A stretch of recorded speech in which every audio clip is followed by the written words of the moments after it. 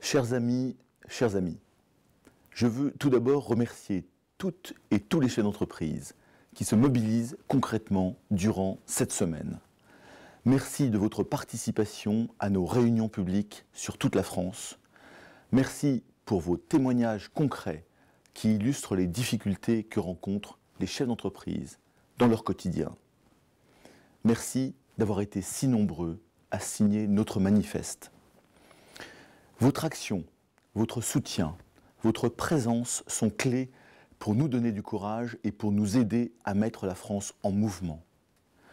Tout au long de cette semaine, chacune de nos organisations a privilégié l'action de mobilisation qui lui semblait la plus adaptée.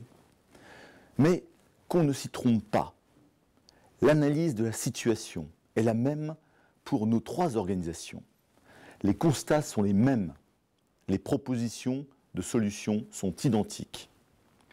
Oui, l'ensemble des entreprises, des plus grandes aux plus petites, quelle que soit leur taille, est unie aujourd'hui.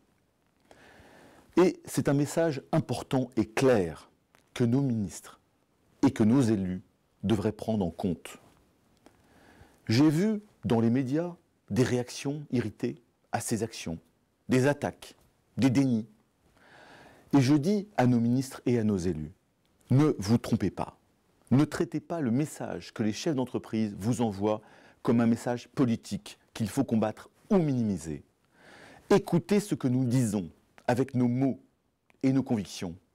Comprenez-en le sens profond et les raisons. Car tout ce que nous exprimons vise à permettre à notre pays de se relancer, à recréer une dynamique de création d'emplois, à sortir rapidement d'une situation dramatique.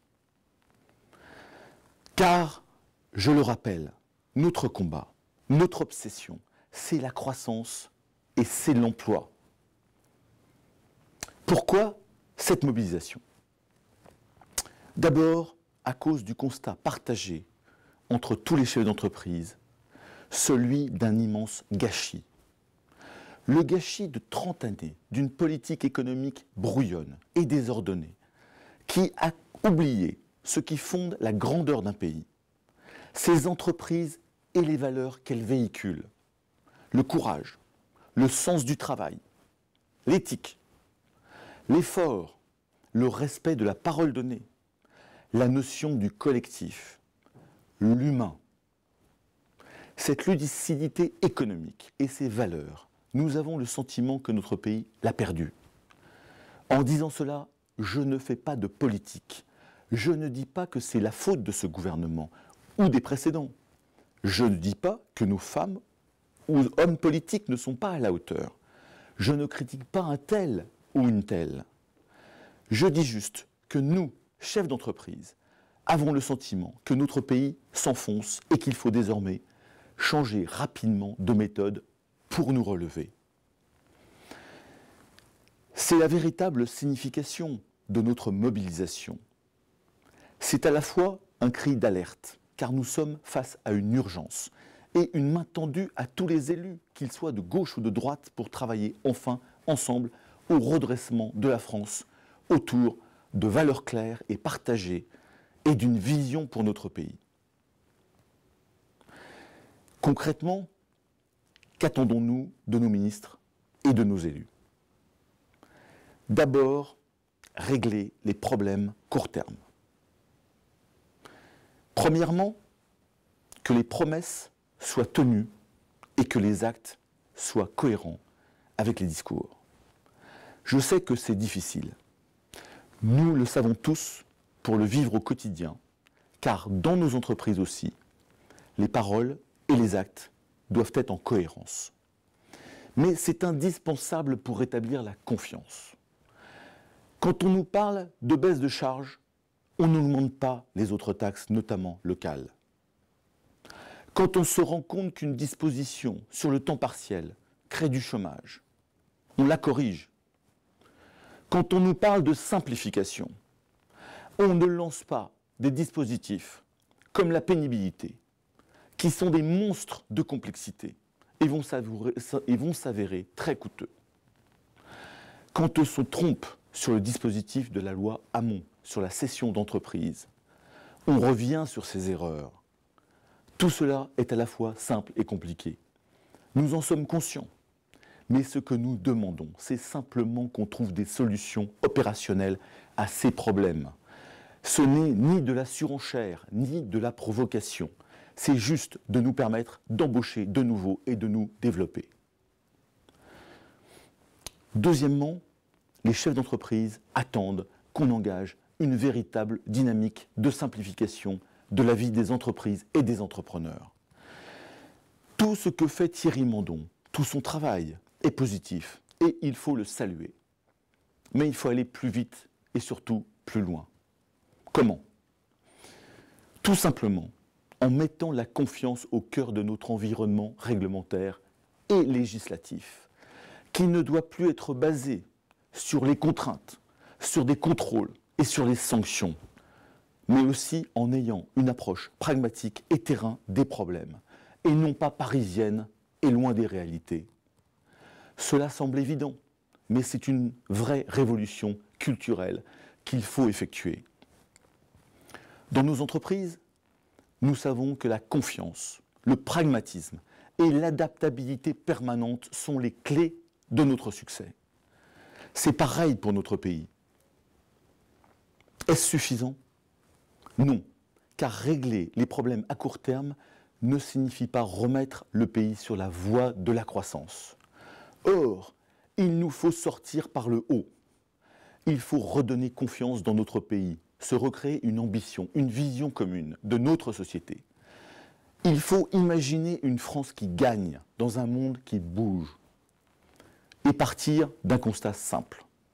Simplement, celui que le monde a changé depuis 15 ans. Il bouge désormais à toute vitesse. La mondialisation est une réalité et l'Europe reste à construire. Les technologies évoluent de plus en plus rapidement. L'innovation explose et le numérique bouleverse tout, modifie tout. Bien sûr, tout cela est anxiogène. Bien sûr, tout cela est compliqué à comprendre. Mais je reste persuadé, nous restons tous persuadés que ces changements sont avant tout de superbes opportunités pour notre pays et pour nos entreprises. Nous pouvons réussir dans un monde en mouvement à condition que nous acceptions de surmonter nos blocages. En premier lieu, notre législation du travail et notre fiscalité. Et que nous acceptions aussi de nous remettre en cause, de changer, d'évoluer. Et cette évolution doit d'abord concerner notre sphère publique. Là non plus, je ne fais pas de politique. Je n'oppose pas public et privé. Oui, nous avons besoin de services publics performants et réactifs. Oui, nos fonctionnaires sont des gens respectables. Qui peut en douter? Mais regardons la réalité en face. Nous avons réussi, en 30 ans, à créer un monstre administratif qui broie d'abord les fonctionnaires eux-mêmes avec un système absurde, inefficace, kafkaïen et qui est devenu trop lourd, trop coûteux, trop pesant. Que nos dépenses publiques soient les plus élevées d'Europe depuis 30 ans doit nous interpeller. Regardons enfin ce sujet sans polémique, avec pragmatisme, avec la démarche d'un entrepreneur qui cherche à trouver des solutions. Voilà ce que je voulais vous dire aujourd'hui. Voilà ce que nous avons exprimé dans le manifeste que je vous invite à aller signer nombreux sur le site libéronsl'entreprise.fr. Le gouvernement a initié un mouvement positif avec le pacte de responsabilité. Et contrairement à ce que certains disent, les entreprises jouent le jeu et se mobilisent. Et nous y croyons. Mais il faut aussi qu'ils se mettent véritablement en œuvre, que les baisses de charges soient votées jusqu'en 2017, sans dévier, et que la simplification soit réellement à l'œuvre dans tous les actes réglementaires et législatifs du gouvernement et des élus. Et nous le savons tous, le pacte prendra du temps pour donner des effets. Alors pour conclure, je veux lancer un appel solennel. Monsieur le Président de la République, Monsieur le Premier ministre, Mesdames et Messieurs les ministres et les élus, quel que soit votre bord politique. Soyez au rendez-vous de l'histoire pour notre pays. Mettez la compétitivité des entreprises au cœur de vos préoccupations et de vos actions. Nous, chefs d'entreprise, sommes mobilisés pour redresser la France. Nous sommes prêts à travailler avec vous, sans arrière-pensée, ni dogme. Ne laissez pas passer cette opportunité, ne refusez pas cette main tendue. Et je fais au gouvernement et à tous les partis politiques, mais aussi aux partenaires sociaux, une proposition. Réunissons-nous pour tracer en commun les ambitions futures de notre pays. Confrontons nos visions et nos projets et bâtissons ensemble, dès mars prochain, un agenda 2020 qui pourra se traduire en une ambition renouvelée pour notre sphère publique et pour notre économie. Une vision qui expliquera les réformes à mener. Un projet républicain pour la France. Traduisons cela en un plan d'action concret, réaliste et audacieux, le plus largement partagé. Et exécutons ce plan sans dévier avec courage et détermination, de manière cohérente et constante dans les mois suivants, au-delà des clivages politiques et des postures. C'est notre avenir commun qui est en jeu. En synthèse, à mes propos, corrigeons rapidement les erreurs à court terme par la cohérence entre les discours et les actes pour restaurer la confiance et bâtissons ensemble l'avenir. Et tous, nous gagnerons pour la France et pour nos enfants. Vive l'entreprise, vive la France.